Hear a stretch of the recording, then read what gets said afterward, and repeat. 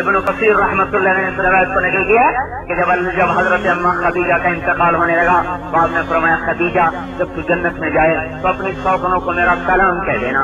या रसूल अल्लाह, मैं तो पहली बीवी, मेरी सौकन कौन? अब फिरौन की बीवी आसिया को अल्लाह ने मेरी बीवी बना दिया।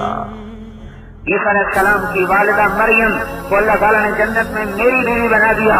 कहाँ फिरौन की बादशाही 4 दिन की, कहाँ 2 जहान के सरदार मोहम्मद रसूलुल्लाह की शहनशाही हमेशा की। ये अर्श है, यहाँ से जन्नत शुरू हो रही, ये 7वां आसमान है, यहाँ से चलती है और 7 अर्श के साथ मिल जाती है। अर्श के साथ एक जन्नत है जो यूं अटैच है जैसे मेरा हाथ यूं मिल गया। इस जन्नत का नाम है वसीला। वसीला, ये जन्नत मेरे आपके नबी का ठिकाना है।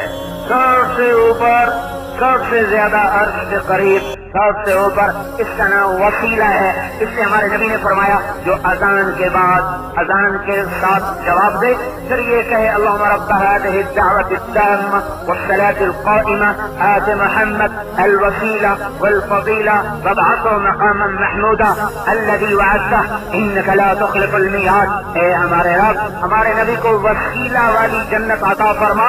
ये है, मिल चुकी है, और हमारे ऊपर एहसान किया तो मेरे लिए मांगो, मेरे लिए मांगो, तो मैं जब तुम हश्र में आओगे तो तुम्हारी सिफारिश मेरे ऊपर वाजिब हो जाएगी। मैं कहूँगा या अल्लाह, ये मेरे लिए जन्नत की दुआ करते रहे, अब मैं इनको दोज़ख में जाता नहीं देख सकता, इनको भी मेरे साथ जन्नत में भेज दो।